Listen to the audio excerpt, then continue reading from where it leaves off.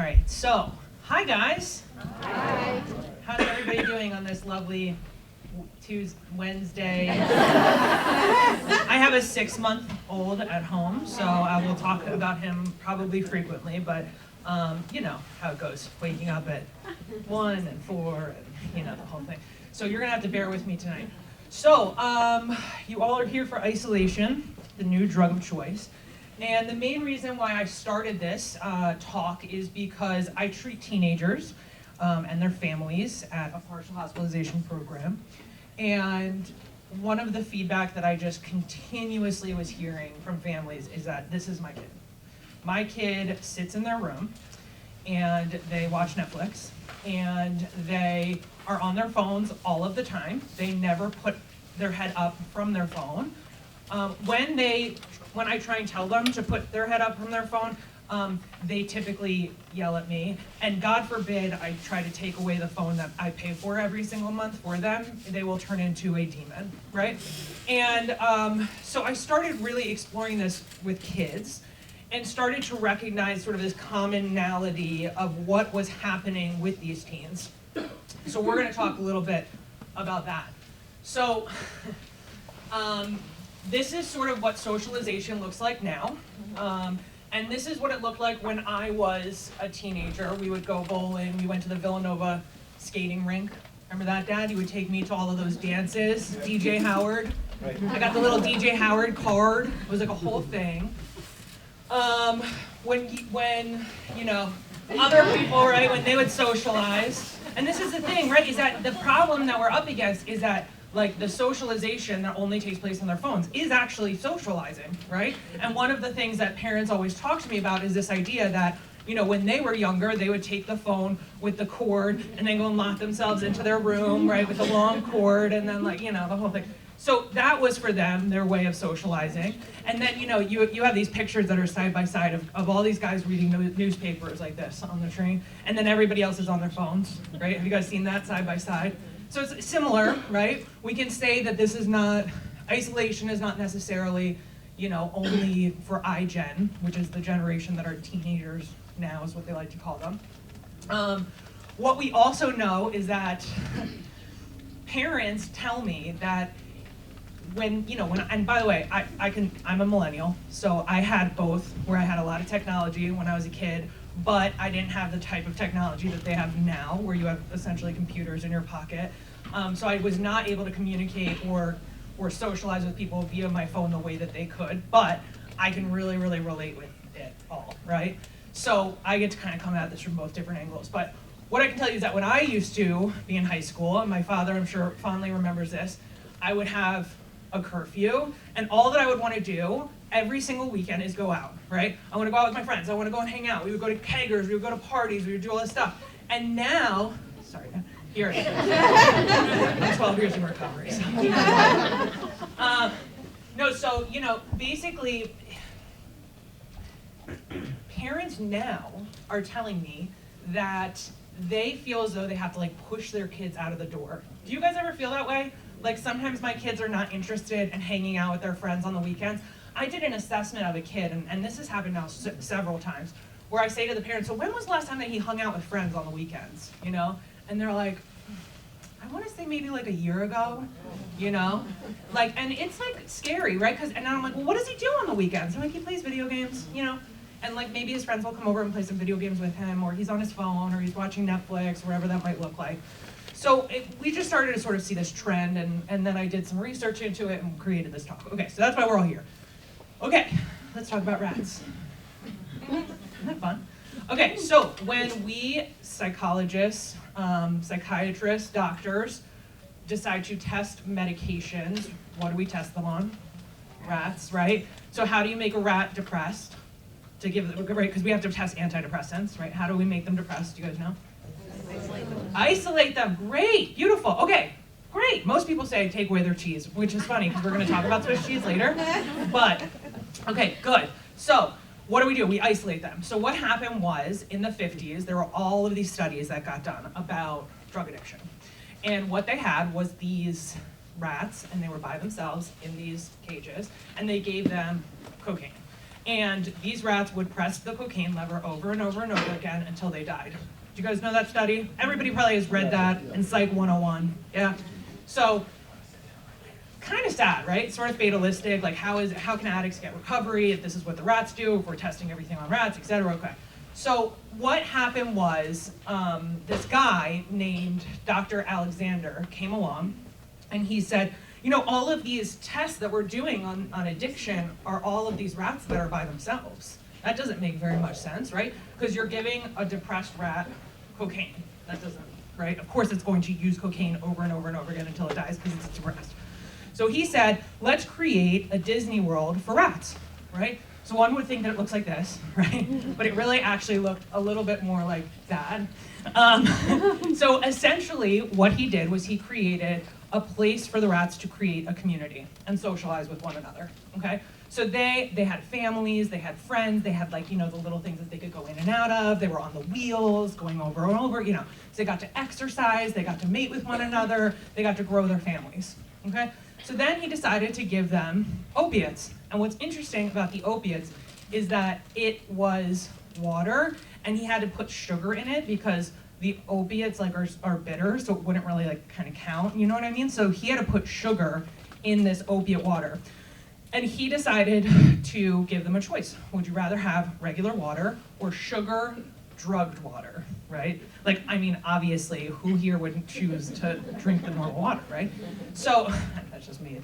Okay, so he does this, and it turns out that each one of them went over and they drank the sugar water that had opiates in it, probably felt a little bit loopy, recognized perhaps that they couldn't be of help to their community in any way after they drank this water. Who knows, right? Who knows? It's an experiment. Nobody knows. Okay, and most of them decided to drink the regular water. Weird. Okay, so what he decides to do is he decides to take up the regular water. Gets them all high on opiates, okay? Who knows what it looks like in a Disney World of rats high on opiates, okay? But gets them all high. Okay, so then he decides to put down the regular water. And each one of them went over and detoxed themselves off of opiates and chose the regular water. So, what is the moral of this study that he did? And of course, there's many other studies that show that this study was not true and, you know, all of these things. And there are many limitations to this, don't get me wrong.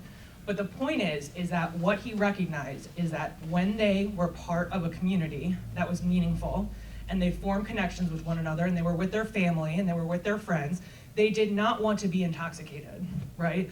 They did not, once they were social and they had socialization, they did not want to be intoxicated. So that's just a simple little story where this is the idea that they chose to socialize, right? So, I don't know what to do here. Okay, there we go. So, there are studies nationwide about what isolation does to your body, okay? And so, for example, there was, you know, the American Heart Journal found higher rates of depression, anxiety, and social isolation when compared to the normal population when looking at outpatient people who are struggling with heart disease and heart failure, okay? Social isolation and mortality. So there was a meta-analytic study. You guys know what that is? It's where they take a bunch of studies and then look at them all together. Okay, cool. That's what I thought. Okay, and they found, right, actual or perceived social isolation results in higher mortality rates. And they controlled for the idea of, does this person feel lonely? Or is this person actually lonely, right? So they looked at feelings of loneliness, or somebody living alone, or somebody in social isolation. They might live with somebody, but they don't actually socialize. So what we know is that the more that you isolate, the worse that it is for not only your physical health, but also your mental health. Okay, so loneliness, social isolations, feeling of exclusion also lead to diagnoses such as depression, anxiety. That's what we mostly treat at Center for Families in Malvern, where we have 30 adolescents that we're treating that typically are struggling with school refusal, they're struggling with anxiety, they're struggling with emotional issues, and we oftentimes find this link that they are quite isolated in some way. And it's also one of the most common feelings that people bring to therapy. So people come into therapy and they say, why are you in therapy? And they say, because I feel really lonely, right? So this is also interesting. So belongingness, that feeling of belongingness, is one of the, what we like to call protective factors. So increased social acceptance leads to a decreased risk of depression. And they did, I haven't read this recently, they examined 850 eighth graders and concluded that feelings of belongingness led to decreased risk of depression, right? So that feeling of like I belong to something is a big deal, right? And by the way, phones can sometimes help that, right? They can sometimes feel like they are belonging in some way, and then they can feel really socially isolated. So we'll get into that. Now we get to talk about cheese. By the way, guys, feel free to like raise your hand or whatever. I guess you're gonna do a QA later. Okay. All right. So, aren't you happy that I have an image of this now? It's so much better, right? Okay. So, I used to do this to try and explain it, but it's better like this. Okay. Swiss cheese. Okay. Imagine for a moment that your child is made up of thousands and thousands of pieces of Swiss cheese, okay? That are all of these different factors. Okay, and the wholes of the Swiss cheese are risk factors. So what are risk factors? Risk factors are things like poverty. They're things like a violent community, feeling unsafe when I leave my house and not wanting to socialize because I feel unsafe in the community. I actually was going over this talk with one of my colleagues who said, I feel as though the school shootings could be leading to some social isolation because of the fact that it's like scary sometimes now to go out and to think of these things. Exposure to news stories such as the Parkland shooting, domestic violence, conflict in the home, divorce. Now I want to say something about divorce because we're going to talk about protective factors. And one of the things in protective factors, right, is having healthy relationships with your family. So if somebody, for example, if there's a lot of conflict in the home and those parents did not get divorced, that could be a risk factor, right? Or if a family had a really nasty divorce or whatever that might look like, that could also be a risk factor. Does that make sense? And it could have been a protective factor that they got divorced, yeah? All of these things can kind of be two sides of the coin. That's why we have thousands of pieces of Swiss cheese. This will all make sense in one minute. Okay, so conflict in the home, divorce, bullying, big one, huge. I cannot tell you. I would say that probably 80% of the assessments that I do at Center for Families, kids say that they were bullied or teased when they were younger, huge. Learning disabilities, dyslexia, ADHD, things like that. I had that when I was a kid, which I'll talk a little bit more about. That can be a risk factor as well. Family history of mental health issues or substance use issues can also be a risk factor. Okay, so let's talk about protective factors. Higher socioeconomic status, if you have resources to be able to go and get therapy, etc. Nurturing childhood environment, quality daycare, that's a big one. Calm and regulated community and household. Healthy relationships with technology, that's a big one. We're going to talk a little bit more about that. Low violence community. Okay, so what is this? What is this analogy? It doesn't make any sense. Okay, so I kind of feel like I have to put this down. I'm going to try. Okay, so a lot of times parents come to these events and they say, well, this is what's going on with my kid. What do you think? Do you think that this is an issue? Do you think that this is not an issue? Etc. And what I say is, it all depends on sort of how things stack up. What does that mean? Is the protective factor covering up a risk factor? Or, like in my case, is there a hole straight down, right? Because I got into a lot of trouble when I was a kid, had major emotional issues, had to get sober, all these different things, right? Had to get sober, had to get into recovery. And that's because, for whatever reason, the way in which my risk factors and my protective factors stacked up, there was just a hole that went straight down. Till I was like, I don't know, 19, then things like got better, okay? But my point simply is that one of the big things around isolation, depression, mental health issues is how much are you as parents providing protective factors? And that's what we're going to talk a little bit more about, okay? So let's go here. The phone paradox. Okay, so phones are both a place of super intense connection and super intense disconnection. And people have to really start to get on board with that idea. Parents especially have to get on board with that idea. What typically happens is kids come home and parents say, put down your phone, it's so bad for you, and then the parent picks up their own phone, right? Okay, or, everybody knows that, wait until I show you this photo, it really made me upset. Or, right, and this is typically what socialization tends to look like, right? Now here's the deal, we can't negate the fact that they do feel really connected via their phones, and that is now a form of socialization for them. Is that to say that face-to-face communication and face-to-face interaction and socializing with one another in an authentic way is better than the phones and Snapchatting each other every 30 seconds? Who's to say? Does it matter? No, because the ship has left the port. The train has left the station. It doesn't matter, right? Like it doesn't, yes, we could talk until we're blue in the face about how important it is that our teens get out of their beds and that they go to parties and that they hang out with one another and that they socialize with one another and that they don't look like this, right? That they all hang out with one another. But guess what? It's for nothing, because this is our reality. So how do we navigate it now, right? And how do we encourage healthy relationships? So phones are a place of connection, they're a place of disconnection, they can also be a place of exclusion, right? I can't tell you how many kids come in to me on a Monday and tell me that they are watching Snapchat stories of their friends at parties that they were not invited to.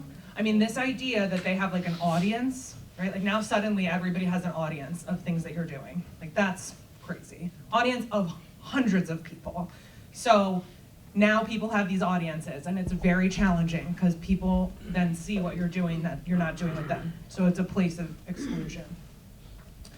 Try and take your child away from the phone and they turn into the exorcist, right? And this is sort of the idea of why, what do we do? So I wrote a little article on US News and World Report and talked about this thing called Camp Yeet. So when we started Center for Families, a lot of the parents came to me and they said, I don't know what to do with my teenager. They're 14, they don't want to go to camp, and they're struggling emotionally, and they can't get a job because they're 14 or whatever. And what do I do? So I said, why don't we start a camp? And all the kids used to say, they used to be like, Caroline, did you bring your dog? And I'd be like, yeah, I brought my dog. And they'd be like, yeet. And I'd be like, what does that mean? You guys remember this? This was like 2 years ago. Kids would say yeet. Yeah, so I tried to do like a play on it. I'm like so old now, it's embarrassing. So we called it Camp Yeet, Youth Engagement, Adventure, and Therapy, okay? And what we did was we took in all of these kids, and it's like the first day of camp, and we're like, okay, so here's the deal. We're like, this is a really big building, because we're in this big building. We're like, we're gonna take your phones just because like we're gonna be moving around a lot just for safekeeping, no big deal, right? We made it like literally no big deal. We totally lied to them a little, because we wanted them to not have their phones. So we were like, we're gonna take them for safekeeping, we'll put them in a lockbox, we'll get them back at lunch. They're like, okay, whatever, which was shocking, but here we are. So lunch, so what we ended up doing is we take them out and we do this adult, you remember this when you guys were kids? Okay, guess what? They make them for adults. Who would have known? So we have them, we take them out, we do the parachute, we're all sitting underneath it, we're all talking, we do all these cool, and everybody's super engaged, right? We had like a group of 10 teens. And then lunch rolls around. Not one of them asked for their phones back. So again, here we are back at the same situation where it's like when you can create a social life, right? The Disney World for rats type of thing. And if you have the phone over here, they're not gonna think about the phone because they're now socializing and in some kind of a community, right?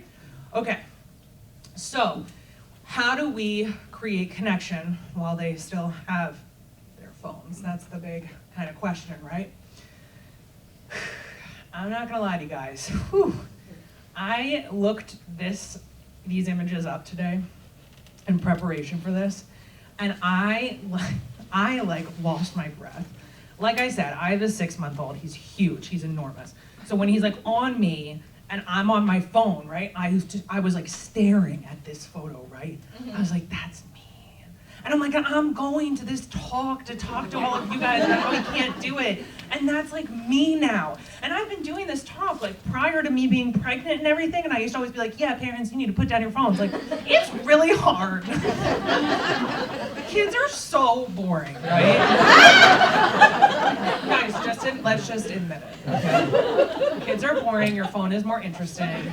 My memes that I read on Instagram, and my Instagram stories, and my Facebook are just way more interesting. And then of course, like now I'm obsessed with the impeachment briefing, so it's like all that I read about, and it's all that I watch, and it's like obsession. And so then I'm sitting there doing that with him next to me, and then I'm like thinking to myself, this is the way that I rationalize it too. I'm like, we're making history, Ari, you and me. See the impeachment briefings? Like, that's my rationalization. That's good. I'm neglecting my child for my phone. So, right? So there would be me and my husband. There would be me and my husband. Okay, but this is like a real thing, right? Because the deal is that they come in, right? So I have this, again, back to my little assessments that I do, where kids come in and I sit with the kid and the parents, and then the parents say, yeah, Johnny like really won't get off of his phone. And I'm like, okay, got it. And the dad's like, yeah, like when I try and take it away from him, like I have to call the police to take it away. It's like really intense. I'm like, oh, okay, got it. So then they leave the room, then I do this whole assessment, and I walk outside, and what are the parents doing out in the waiting room? On their phones, right? What else are you gonna do in the waiting room, right? I mean, I feel the same way. I would be on my phone as well. But remember, and even in assessments sometimes, right? Parents pick up their phones. Oh, it's work, I'm sorry, just give me a second, So look, we're all humans, we're all trying our best, right? But just be mindful of what you're doing when you're on your phone. Are you interacting with them? Are you drawing them in? I have a really good friend of mine, Jen Richards, who's a doctor actually, and when she pulls out her phone, she always looks at her Instagram stories with her son, and they watch them together. And so he always sees me, and I'm his godmother, so he's always like, let me see Caroline's, and so she's going through it with him. To me, that's nice to be pulling them in, right? That's a good thing. That's something that, New York Times, by the way, the parenting blog, there's a huge parenting, do you guys know what I'm talking about? There's a huge parenting push about how to parent in the technological age. And a big thing that they talk about is when you're on your phone and you're like standing there and your kid is there, it's like much better to like show them like, oh, I'm reading about this. I'm reading about the impeachment briefing. Okay. How do you connect to your kids? Listening is the first thing, okay? That's number one. I cannot tell you how many parents, kids come to them and try to talk to them, and parents start talking. Don't talk. If you have a teenager and they're speaking words to you, don't talk to them. I'm not kidding. Like, I'm not joking. This is what I do with them, with teenagers. I put I sit on my hands, and then I wait, and I wait, and I wait, and then when they're done talking, I take my hands out, I'm like, oh, wow, that sounds really interesting. And then they're like, yeah, and you're like, okay, I'm back to waiting, You have to listen to them. That is crucial. I can't even tell you how crucial that is. And how many times did they come to me and say, I feel like my parents don't listen to me, right? Because we just are so quick to kind of try and problem solve and try and help them, but like, they need to figure this stuff out, right? And that's like a big part of parenting. Make your connection with them more stimulating than their phone. I know, so like, here's the amusement park, right? Meanwhile, I'm like, would I want to go to an amusement park or sit on my phone and read about the impeachment briefings? Read about the impeachment briefings. But the truth is that like, if you can get your kids to a place that they really like, if you can follow their interests, if they say to you, hey, I'm really interested in, how like kids get into weird things? Like they're like, did you know that octopuses are really, really smart? I'm like, no, I had no idea, really? And then like, I just have kids that like come to me and tell me this kind of stuff. If they say something like that to you, be like, you know what, let's go to the aquarium. Why don't you and I go to the aquarium? My dad I didn't even know I was gonna go here. My dad used to take me to the aquarium. I would get onto the ferry, and then I would refuse to get off. So we would just take the ferry back and forth. I never went to the aquarium. Way to follow what I wanted to do, right? But it's like the same type of thing with teenagers. You gotta do the same thing. Whatever it is that they're into, get into it too, right? Try and join them in that way, all right? Dad, look at that. That's like a good parenting thing that you did. Proud of you. It's the first Okay. First and last. What? First and last. Yeah. Last time that he took me on the ferry to go to we drove to the aquarium the next time. Okay, big thing with parents, right? Parents tend to, when their kid is shut down, they shut down at their kid, right? Which makes sense. Because you're like, you know what, you're not gonna talk to me, I'm not gonna talk to you either. Really try your hardest. say I love you, say good morning, say good night, try and speak words to them, and try and talk to them a little bit, and try and just say these things to them. It's important. And that's sort of a place of connection where they can look at you. Work together, do laundry together, do cooking together. I know everybody's like, oh, we won't do laundry. Fine, don't do laundry together. Whatever, get a chicken coop and hang out and buy chickens with your kid, okay? We have a chicken coop at Center for Families. I'm really into chickens these days. They're so cool. Guys, each one of them has their own little personalities. It's crazy. Get into something that they're into and do a project together. Big, okay? You could go to them and say, look, I found this recipe for this amazing baking, whatever. I don't cook, so I don't know. What do you bake? Brownies? Muffins? Okay. Go to them and say, listen, I found this really cool recipe. Do you want to do this with me? And see what they say. If they're like, no, I'm not into that at all. Try something else. Are they into, I just got a veiled chameleon. Don't ask. So at the pet store, you know how it goes. Anyway, my point is just ask them what they're interested in, okay? And try and go with that. Okay, technology-free nights. Ooh, this is a tough one. My husband, who, by the way, is the one that's doing media messaging in youth, is going to tell you guys that we do technology-free nights. Not true. We used to do technology-free nights, and then it just became too difficult. You hear your phone, you can hear it, right? Even though it's on silent, you can hear it. You guys know what I'm talking about? It's intrusive phantom rings or whatever. No, but for real, it is super good to do these kinds of things. So taking everybody's phone at the table and putting it in the center or putting it in a drawer and closing it. And I will tell you, I go through withdrawal. So there's 30 minutes that go by where every, 15 seconds, I'm I wonder what's going on with my phone. I wonder if anybody's Instagrammed me. I wonder if there's any kind of a meme that I have not seen yet. I wonder if there's an email that I have not read yet. I wonder if somebody's calling me, okay? But it subsides. After I would say a half an hour, maybe 45 minutes, suddenly you kind of feel free and you're like, you know what, I really like this. This is really great. This feels really good to not have my phone by me all the time and be distracting me. Try it out, see how it goes, but the deal is that you have to put away your phone too with your kid. Not easy. Okay, dine together, obviously I think that goes without saying. Try and have a few family meals at night to connect with one another, encourage those. Follow their lead. If they like basketball, ask to shoot hoops with them. If they like art, try and sign them up for an art class. See if you could do an art class with them. Go to, painting with a twist or whatever those different things are. Try and do that kind of stuff. I was really into horseback riding. My dad never got into horseback riding, so there's that. Okay. Guys, I saw this meme yesterday. Laughed out loud at it. I thought it was really funny. So, ladies, what do we want? Meaningful friendships, more girls' nights out, real human connection. When do we want it? Well, this week isn't good, and I can't do anything after 8 p.m. on a work night. Let me check my calendar and get back to you, right? That's me. I don't know if anybody else relates to that, but you guys don't have to say that you do. That's me. I think that we oftentimes get a little bit upset at teenagers for isolating so much, but I also think that parents tend to also feel a little bit too busy of having social lives and having friends, etc. So it's really important for you to not only model healthy relationship with your technology, but also model healthy relationships with your friend groups. Hey honey, I'm going out with my friends tonight, we're having a girls' night. Hey honey, we're doing this, I just wanna let you know. So that way, and same thing has happened, right? Where I have had a kid who has said, I've said, when was the last time you hung out with a friend? About a year ago. Then I say to him, hey, how often does your mom hang out with her friends? He's like, she doesn't have any friends. She's my mom, my dad. Right? I'm like, what about your dad? Doesn't he have friends? Nope, he doesn't have any friends, right? So it's just a house of introverts or whatever. Again, it's not a bad thing, right? But it's important that you model healthy relationships and social relationships. Open door policy. So this is something that my parents did, which is that anybody could come over at any given time whenever they wanted. I had this really good friend, Laura Thornton, when I was in high school and in middle school, and every time that I would try and go over to her house, she would be like, no, my mom can't have you come over. The house is too messy.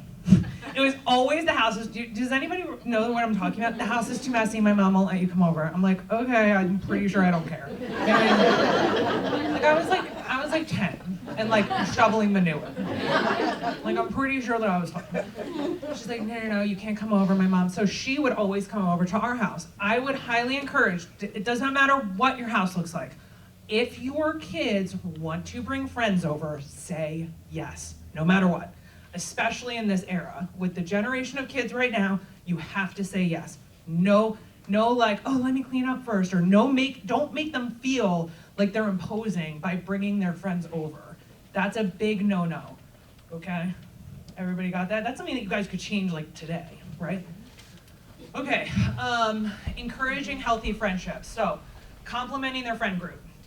Really big. So if they get into the car and you say, hey, how was your day? And they say, oh, I hang out with Johnny. You say, oh, cool, yeah, Johnny seems cool. You know, just keep going, right? Compliment in little ways their friend group.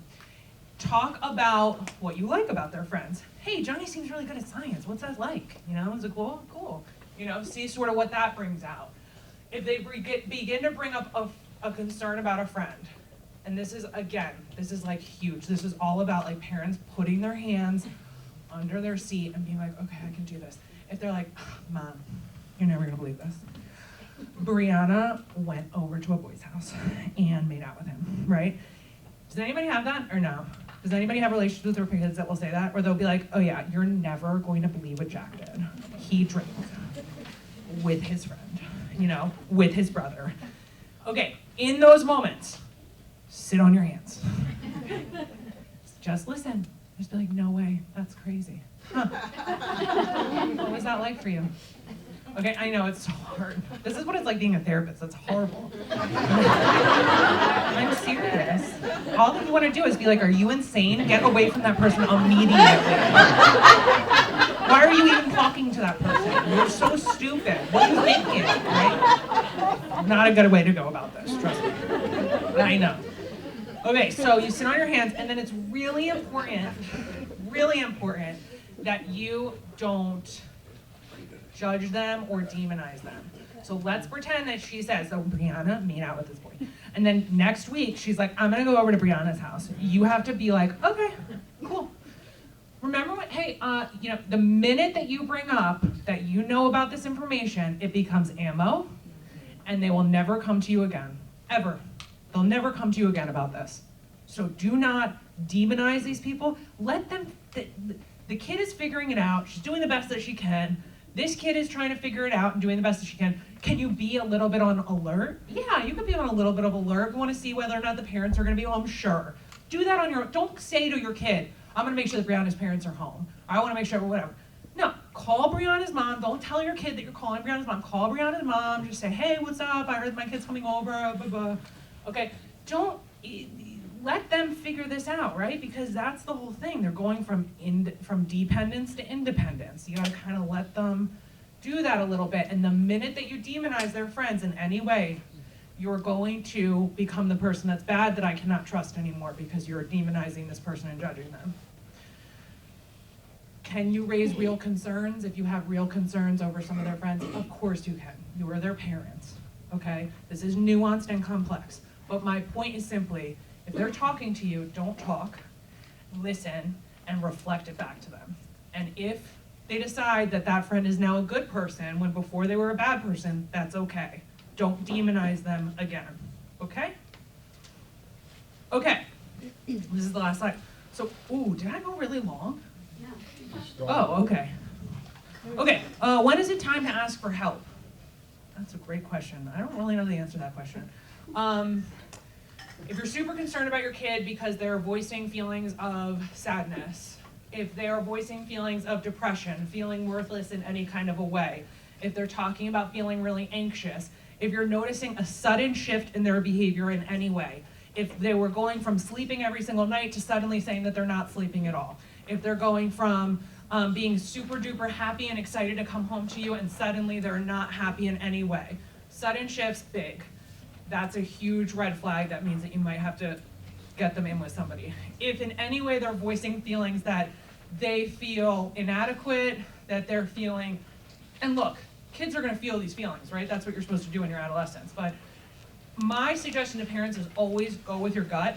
If you think that your kid is really struggling, go with your gut and try and get an assessment with a mental health professional just to, we live in a society where it's easily accessible to go and get an assessment.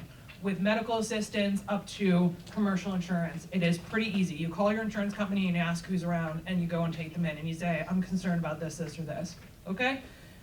That mental health professional will say, you got a problem, they need therapy, or you don't got a problem, everything's chill, right? They'll tell you. That's what I do every single day. So, that is the end of my talk.